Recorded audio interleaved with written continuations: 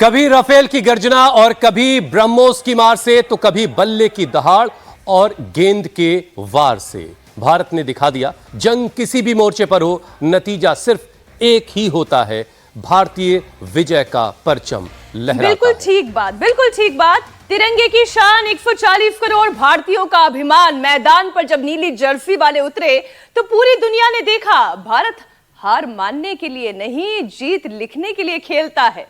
ये मुकाबला सिर्फ खेल नहीं था, ये देश के सम्मान की जंग थी। जहां पाकिस्तान को हराकर टीम इंडिया ने जो किया वो आने वाली पीढ़ियां याद रखेंगी। जी हां, रोमांच से भरा ये मुकाबला था जिसमें पाकिस्तान पर जीत पक्की होते ही देखिए किस तरह कल रात आसमान में आतिशबाजी और उसकी रोशनी ही नजर आई।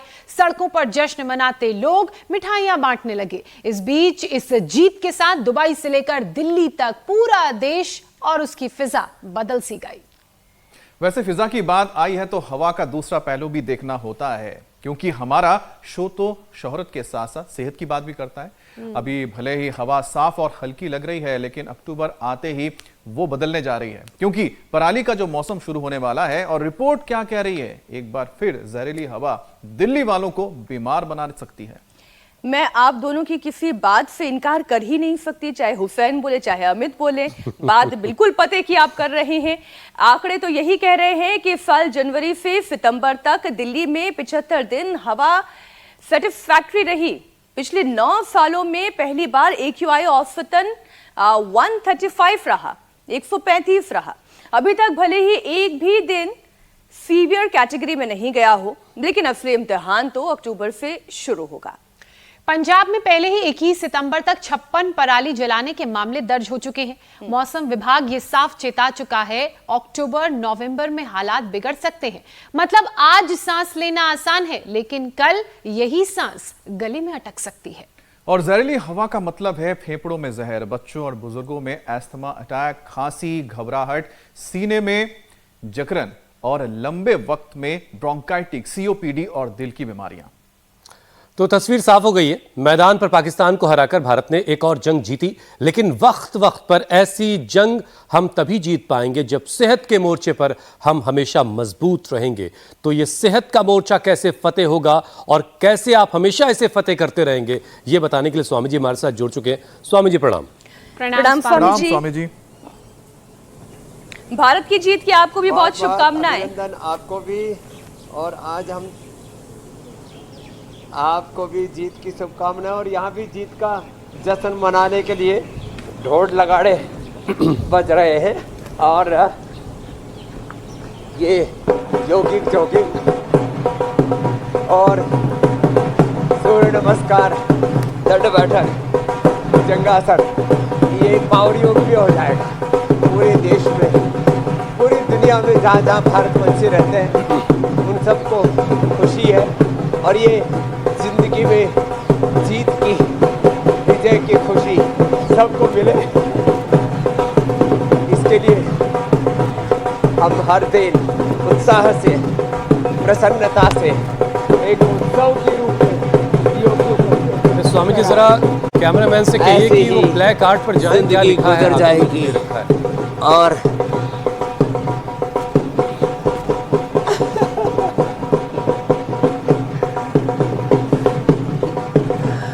तो जिंदगी में हर दिन ऐसे सेलिब्रेशन हो, जिंदगी में हर दिन विजय का उत्सव हो। हमें हारना नहीं है, बीमारियों के सामने, दुश्वारियों के सामने समर्पण नहीं करना है, सरेंडर नहीं करना है। मोटापा, BP, sugar, thyroid, asthma, arthritis के सामने समर्पण नहीं करना है। आज इंटरनेशनल हार्ट डे भी है, हृदय रोगों के सामने भी समर्पण नहीं करना है। तो हमें रोज सूर्य नमस्कार, रोज ये पावर योगा के 5 अभ्यास, योगिक जॉगिंग की, ये 1, ये 2, फिर सूर्य नमस्कार, फिर 1 ये अभ्यास, और कम से कम ये इतना तो रोज करना है ये। और ऐसे आज ऐसे स्वामी जी ढोल की जिंदगी को थाप पर योगिक जॉगिंग का मजा ज्यादा आ रहा है। जीना।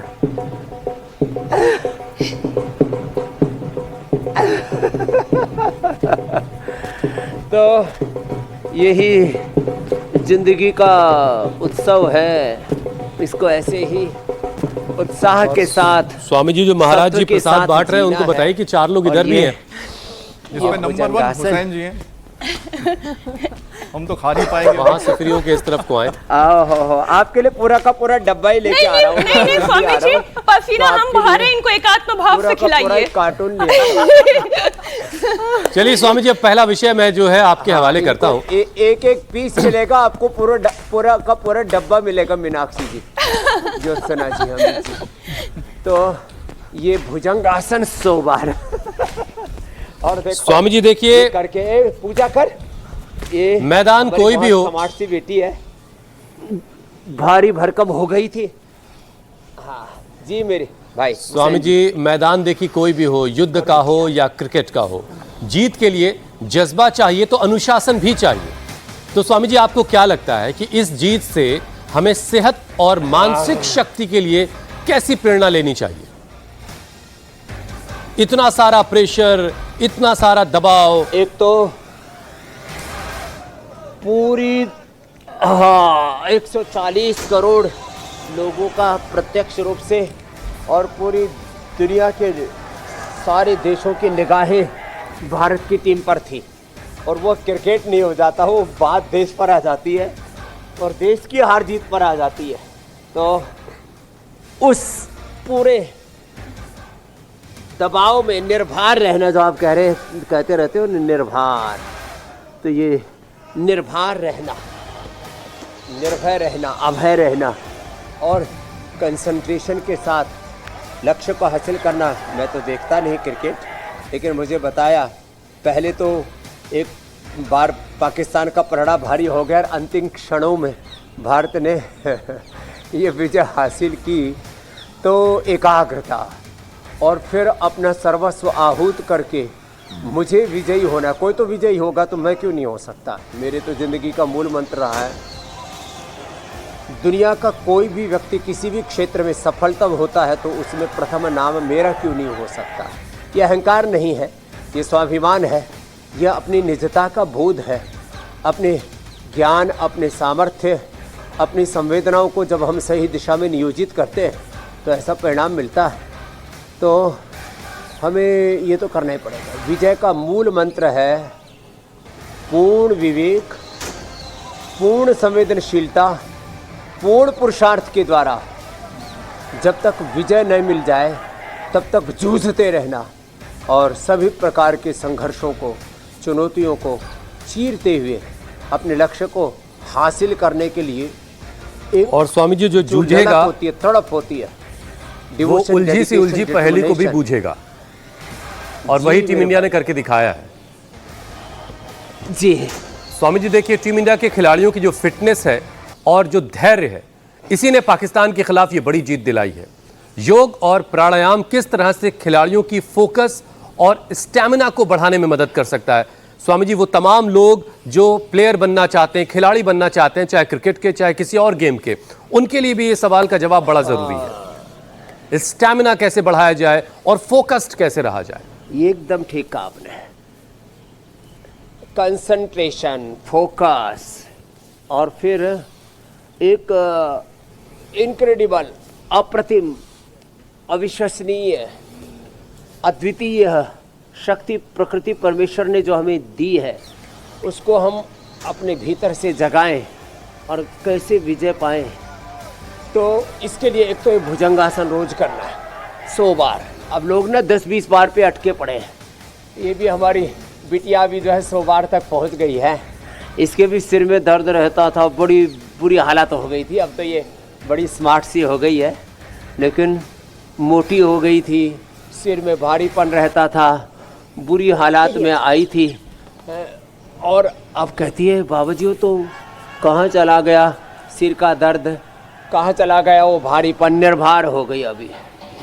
और ये साहब ये तो ठीक, हमारे सरदार जी देखो ये 80 साल में कितने मस्त हैं।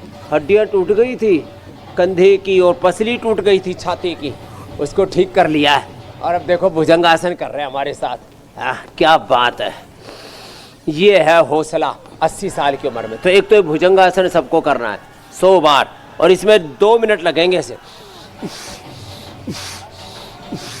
सांस भर के ऊपर, सांस छोड़ के नीचे, एक। फिर ये दूसरा मरकट आसन, और हार्ट के लिए दूसरे भी अभ्यास यहाँ पर चल रहे हैं। इधर हृदय बस्ती चल रही है, और उधर जो है नस्य चल रहा है, और हार्ट के लिए, फेफड़े के लिए बहुत ज़रूरी है ये। तो आज इंटरनेशनल हार्ट डे भी है, तो हार्ट के लिए, फेफड़ों के लिए, लंग के लिए, हार्ट के लिए, दोनों के लिए साथ साथ बता रहे हैं। एक तो नस्य करें, इससे इन्फ्लेमेशन सब दूर हो जाएगा। लंग बस्ती करें, हृदय बस्ती करें, इससे फेफड़ा और हार्ट एक्टिवेट हो जाएगा। जल नीति, सूत्र नीति करें, अंदर का सारा इन्फ्लेमेशन सब, श्लेष्मा सब अंदर से बाहर निकल आएगा। हमारी बेटियां प्रीति, रक्षिता आदि पूरी ज़बरदस्त तरीके से कर रहे हैं ऐसे। जल नीति, सूत्र नीति, धूमनस से भी चल रहा है इधर।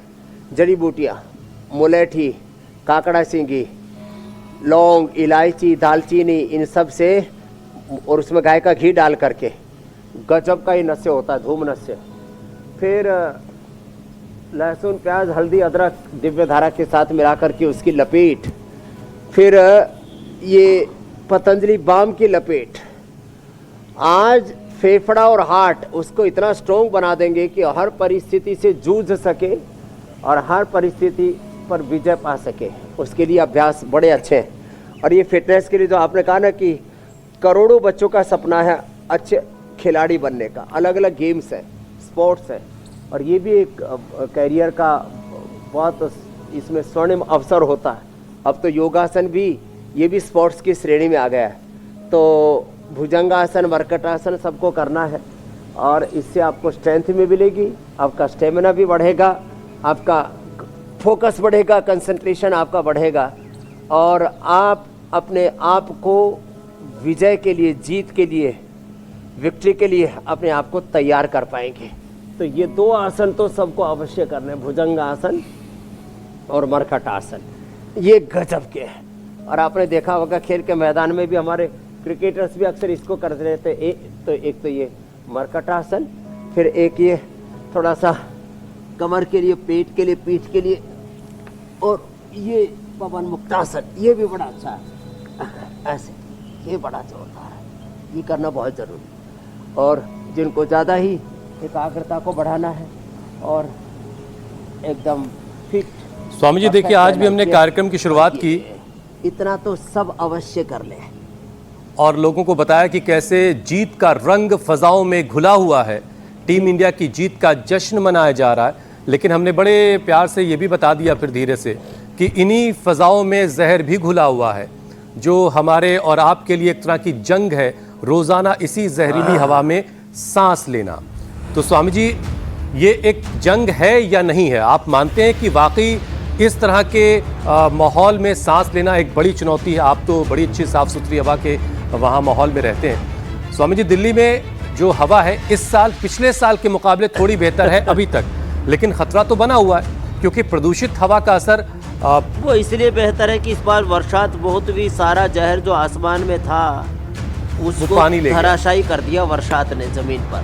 लेकिन अब जैसे जैसे सर्दी बढ़ेगी, फोग बढ़ेगा, ये चारों तरफ जो नए नए कंस्ट्रक्शन हो रहे हैं उसका धूल धक्कड़, फिर जो है एग्री वेस्ट का धूल धक्कड़, फिर व्हीकल, 2 व्हीलर, 4 व्हीलर, और फिर फैक्ट्रियों का पूरा धुआं धक्कड़, ये सारा का सारा जहर हवाओं में घुल जाता है और मामला बहुत गंभीर हो जाता है। तो AQI सच में बड़ा प्रश्न है और हमें सोचना पड़ेगा। मैं सिंगापुर गया हूँ, हांगकांग गया हूँ, देखा है मैंने पूरे US से लेकर के UK से लेकर के यूरोप के देशों से लेकर के कनाडा, ऑस्ट्रेलिया से लेकर के और जापान, रसिया के काफ़ी कंट्रीज, और यहाँ तक कि अफ्रीका में बहुत ज़्यादा विकास नहीं है लेकिन वहाँ पर भी AQI बहुत अच्छा है। इंडोनेशिया, मलेशिया में भी कई जगह तो 5-10 AQI होता है, लेकिन भारत में ये AQI का लेवल सच में काफ़ी जगह बहुत गड़बड़ है। और उसके लिए एक तरफ तो हमारी जो नियामक संस्थाएं हैं, रेगुलेटरी बॉडीज़ हैं, उनको भी समझने की ज़रूरत है, किसानों से लेकर के, सरकारों से लेकर के, और आम लोगों को भी समझने की ज़रूरत है। कुछ एरिया तो ऐसे तय कर दिए जाएं जहां पर केवल व्यक्ति साइकिल से जा सके, पैदल जा सके, जैसे जापान में है, कोरिया में है। कुछ जगह तय कर दी गई है वहाँ मोटरसाइकिल व्हीकल अलाउ ही नहीं है। ऐसे कुछ एरिया हमें तय करने चाहिए, और फिर जो रही सही कसर है वो हम फिर प्राणायाम से पूरी कर देंगे।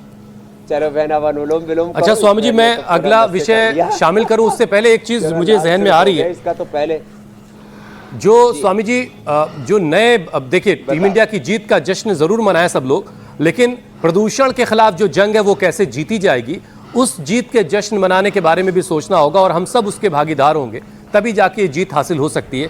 लेकिन स्वामी जी, मैं सोच रहा था कि दिल्ली जैसे इलाकों में जब किसी बच्चे की पैदाइश होती होगी तो वो क्या सोच रहा होता होगा कि हमारे माता पिता ने, हमारे दिल्ली वालों ने हमें क्या दिया है, और ये एक नए बच्चे के लिए, एक न्यू बॉर्न बेबी के लिए कितना चैलेंजिंग होता होगा उसके लंग्स के लिए कि वो ऐसी हवा में सांस ले रहा है।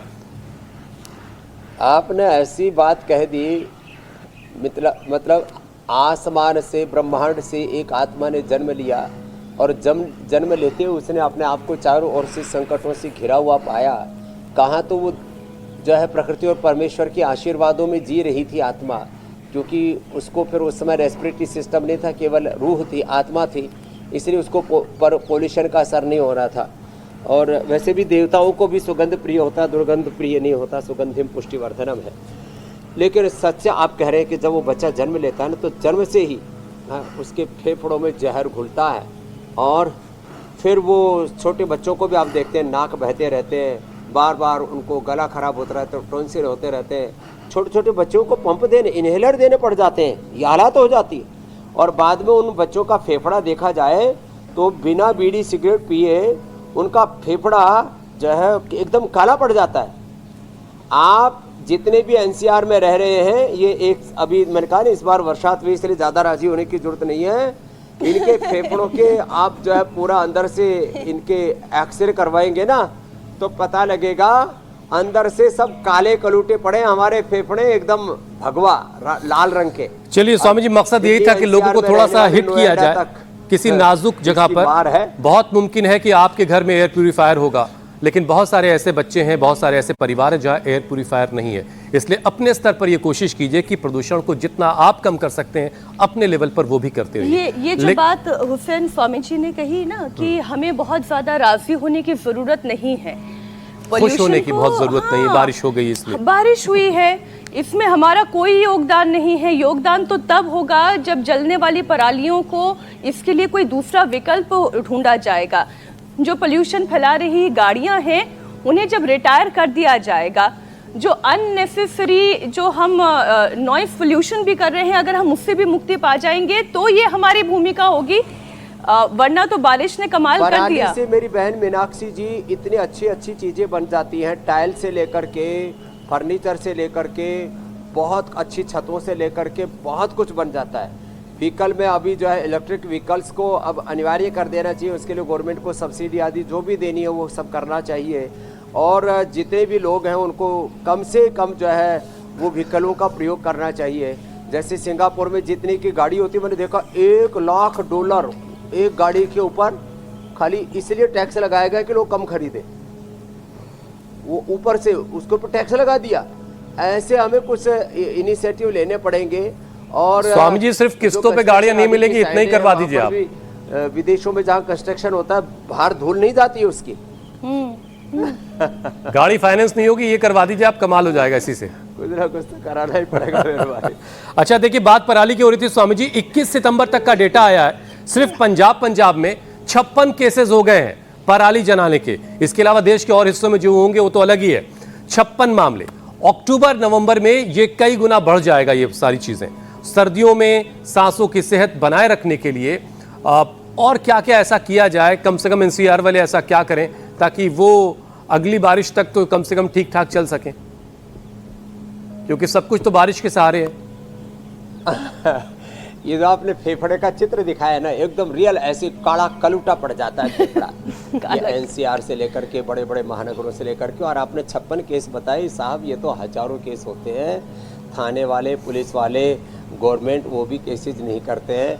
किसान नाराज न हो जाए, उनके वोट नहीं मिलेंगे, और उन किसानों को भी प्रशिक्षित किया जाए, उनकी पराली के पैसे मिले ना। फूकने पर तो उनको जो है अपनी तरफ उनका नुकसान ही होता है, उनके खेत भी खराब होते हैं राख आदि से। तो किसानों को पराली के पैसे दिए जाएं, और उसका वेस्ट मैनेजमेंट का जो है स्टेट गवर्नमेंट को सेंट्रल गवर्नमेंट के साथ मिल कर के और कुछ नया उसका प्रोविज़न ढूंढना चाहिए। उसके खाद भी बन जाते हैं, उसके मैंने कहा बहुत सारे अच्छे उसके ऐसे।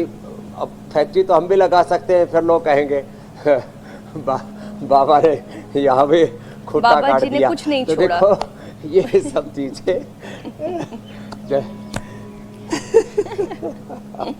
तो सब कुछ हो सकता है, इच्छा शक्ति चाहिए। तो और पॉल्यूशन हटाने के साथ साथ अपने आप को भी मजबूत बनाना है। देखो सारी दुनिया की समस्याओं का हम समाधान नहीं कर सकते, अपने आप को सशक्त तो कर ही सकते हैं। रोज उठ करके भस्त्रिका करें, रोज उठ करके कपाल भाती करें, उज्जाई करें, अनुलोम विलोम करें, रोज उठ करके गोमुखासन करें, भुजंगासन करें। अपने आप को सबल तो बनाना ही पड़ेगा, और कोई उपाय नहीं है। स्वासारी ब्रोनकोम का इस्तेमाल करें। और हाँ, फेफड़ों को मजबूत बनाने के लिए, और जब कभी कफ, कोल्ड, सर्दी, जुकाम, चारों तरफ से पोल्यूशन, इन सब के कारण से आप रोग रूपी शत्रु से घिर जाए, तो समय हम काली द्राक्ष खिलाते हैं, और ये खिलाते हैं चना, खजूर, बस, और मुलेठी का पानी, स्वासारी का पानी पिलाते हैं। बहुत होगी रागी और बाजरे की रोटी, बस पर्याप्त। और उसको भी शहद, च्यवनप्राश या बालप्राश के साथ खिला देते हैं। सुबह उठ करके शंख बजवाते हैं। ये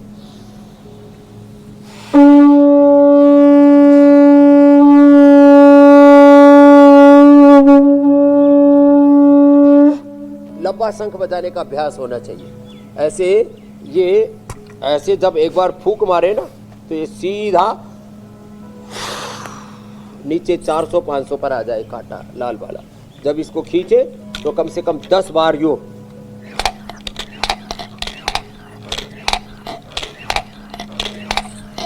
दस बार तक ऐसे खींच सके कंटिन्यू नॉन स्टॉप, तब समझना आपका रेस्पिरेटरी सिस्टम ठीक है। नहीं तो आप ही लचर पचर हैं। और कायर सके न झेल फकीरी अलबेलारो, झेल फकीरी अलबेलारो मेल फकीरी। तो ये कायर लोगों के लिए धरती नहीं है, वीर भोग्य वसुंधरा है। स्वामी जी करें, कपाल भाती, अनुलोम विलोम करें, गोमुखासन और भुजंगासन, जैसे मैंने कहा उष्ट्रासन, ये बड़े जबरदस्त उपाय जी मेरे भाई। स्वामी जी, बच्चों और बुजुर्गों पर प्रदूषण का असर सबसे ज्यादा पड़ रहा है। उनके लिए योग और घरेलू आयुर्वेदिक नुस्खे तो आप बता ही रहे हैं, लेकिन जो बुजुर्गों के लिए योग या आयुर्वेदिक नुस्खे हम अपनाते हैं, हमारी क्या आयनूर बच्चे कौन के सा लिए? अभ्यास करें, स्वामी जी से ये भी पूछ लीजिए। हाँ, क्यों नहीं। तो स्वामी जी, हुसैन का प्रश्न भी और मेरा भी प्रश्न अभी 5 महीने की है दोनों शामिल कर लीजिए। एवर यंग ही रहेंगे, इसलिए आपको तो दंड बैठक लगाने, सूर्य नमस्कार करना है। और बुजुर्गों को ये करना है, ऐसे बैठे बैठे ऐसे, एक ये, दूसरा ये, तीसरा ये, और चौथा देखो। चलो खड़े हो जाओ बिटिया, विजय भाई खड़े हो जाओ। ये विजय 149 का हो गया था, और अब इसने देखो घर पर ही, जैसे मीडिया टीवी पर बताते हैं, ऐसे ही करता रहा घर पे ही। और मेदोहर वेट गोधन अर्क, और अब टोटल 23 किलो कम कर लिया है। क्या बात है, करो विजय भाई ऐसे, ये ऐसे, ऐसे। तो ये बुजुर्गों के लिए ऐसे ऐसे ऐसे, ये ऐसे। और एक है ये ताड़ासन, ये बड़ा अच्छा है।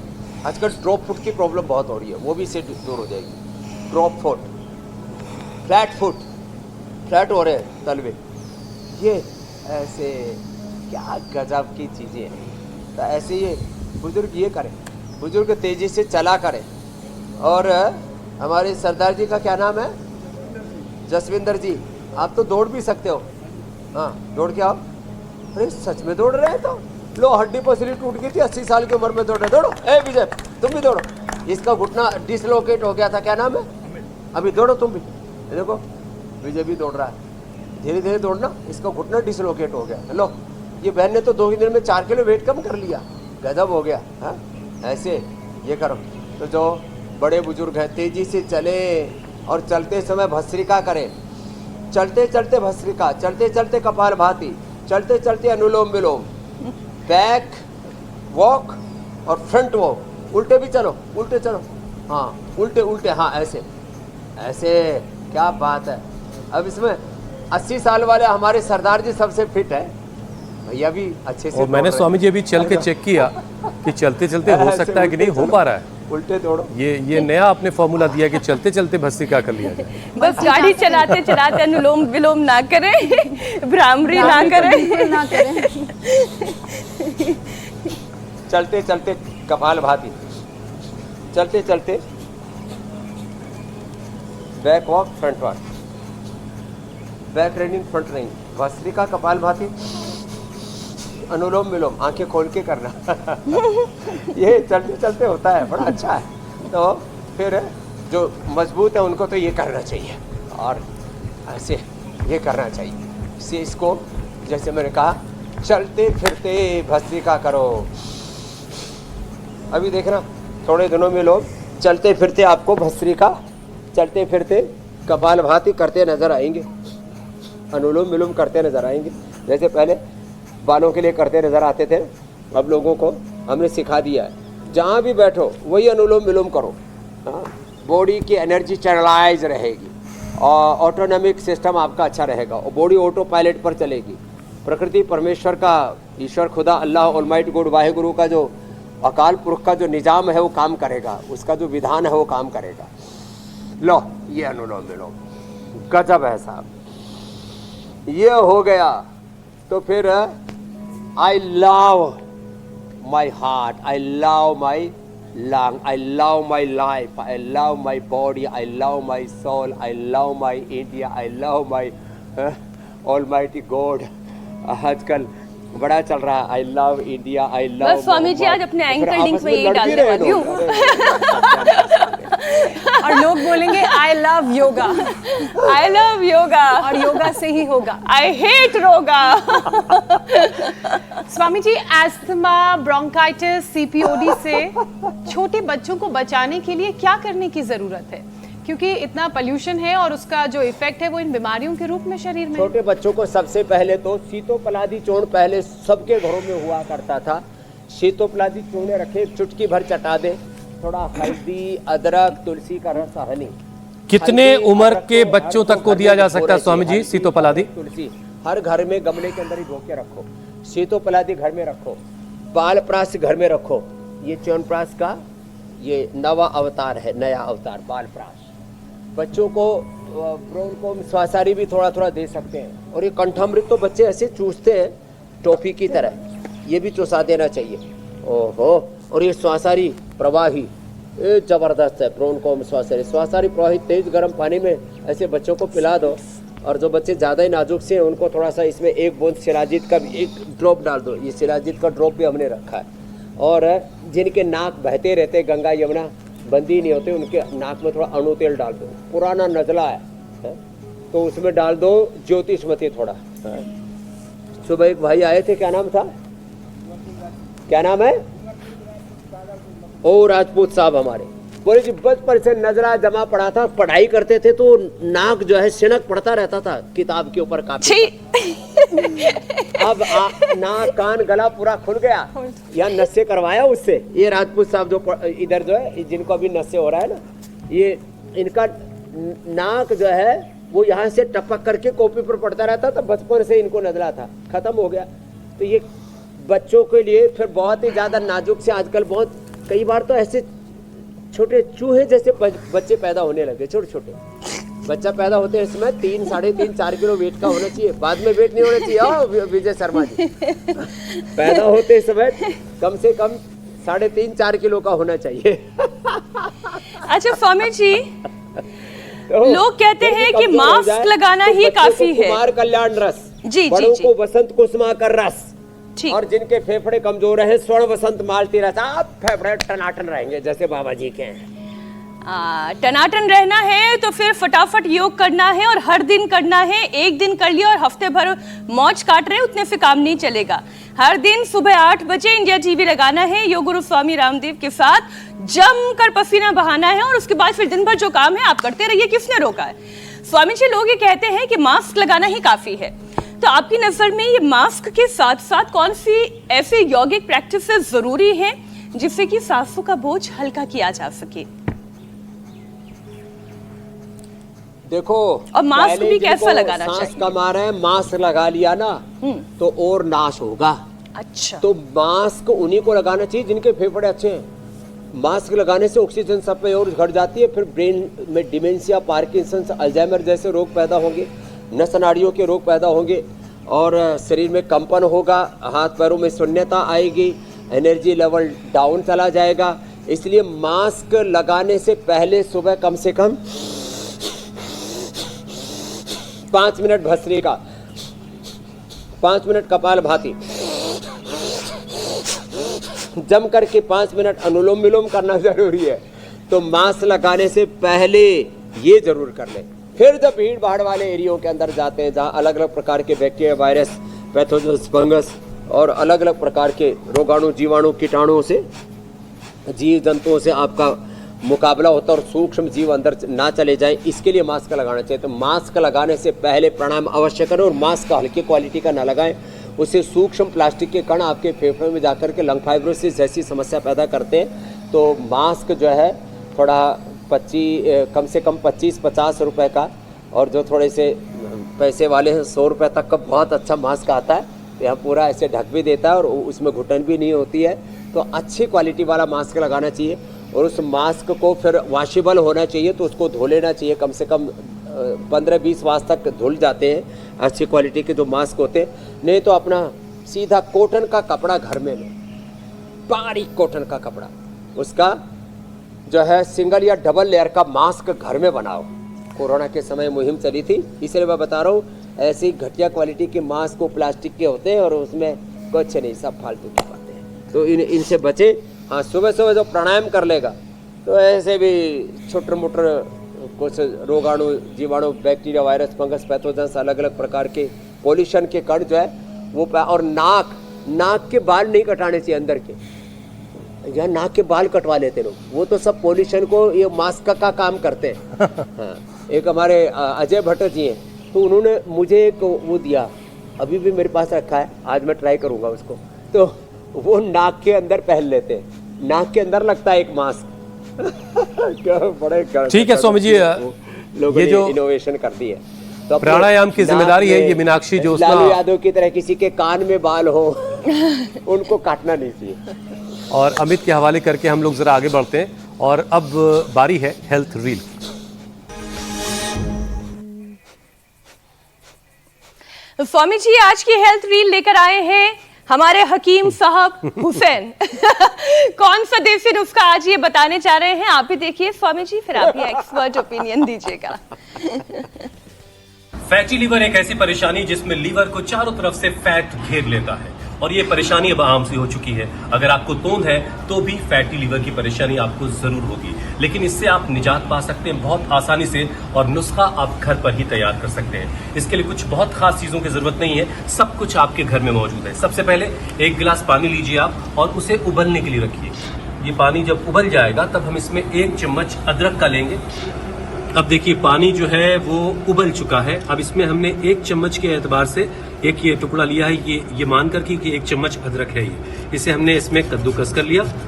इसी उबलते पानी में आपने आधा चम्मच हल्दी डाल दी। इसके बाद आपको चाहिए आधा चम्मच दालचीनी का पाउडर। आप चाहें तो साबुत दालचीनी भी इस्तेमाल कर सकते हैं। मैं ये मान रहा हूँ कि इसमें अगर पाउडर हम बनाएंगे तो इतने में आधा चम्मच पाउडर तैयार हो जाएगा। ये हमने डाल दिया। अब इसे वापस हमने ग्लास में ले लिया है। इसी कैटल में ऑलरेडी छलनी लगी हुई है। ये जबरदस्त वाला गोल्डन ड्रिंक तैयार है। इसमें हमने 1 चम्मच अदरक कद्दूकस करके डाली उबलते हुए पानी में, फिर आधा चम्मच हल्दी हमने पाउडर लिया और आधा चम्मच हमने दालचीनी की लकड़ी को इस्तेमाल किया था। आप इसे पाउडर के फॉर्म में यूज कर सकते हैं। लेकिन अभी ये ड्रिंक अधूरा है, इसमें आपको चाहिए लेमन, नींबू का रस। ये आपने इसमें नींबू का रस मिलाया, आप इसमें थोड़ा 1 चम्मच के एतबार से एप्पल विनेगर इसमें मिला लीजिए और इसे अच्छे से, और फिर इसके बाद स्वामी जी बताएं। क्या ये तो डिटॉक्स टी हो गई। तो एक स्टॉल बना देना चाहिए इंडिया टीवी के बाहर, लीवर के लिए डिटॉक्स टी, और उसके जो है मालिक जो है उसके ओनर होंगे, उसके प्रमोटर होंगे हुसैन जी, और सबको अंदर जो है आने से पहले वो पी करके आना है। और उसका बस भाव ज़्यादा मत रखना, वो कोस्टा कॉफ़ी की तरह 500 नहीं, बस खाली 50 रुपए की रखना। तो सच में इससे बढ़िया लीवर के लिए कुछ हो नहीं सकता। जोरदार अभिनंदन है हुसैन जी का, इसलिए हमने इनको पीछे से ही खिताब दिया था हकीम साहब का, जिसको आपने दोहरा दिया। ये अच्छे एंकर भी हैं, अच्छे वक्ता भी हैं, अच्छे हकीम भी हो गए हैं, और इनके अंदर बहुत बड़ा नेतृत्व भी, वक्तृत्व भी उभर गया है। प्रणाम, अभिनंदन। स्वामी जी अब सवालों का सिलसिला शुरू कर देते हैं। मध्य प्रदेश से आया है ये पहला सवाल। मारुतिराव देशमुख जी पूछ रहे हैं अपनी बेटी के लिए, उनकी बेटी को मलेरिया और पीलिया दोनों हो गए हैं, वो उपाय जानना चाहते हैं। ओहो, मलेरिया के लिए तो ज्वरनाशक और महासुदर्शन घनवटी और थोड़ा गिलोय, तुलसी या ज्वरनाशक काढ़ा दे।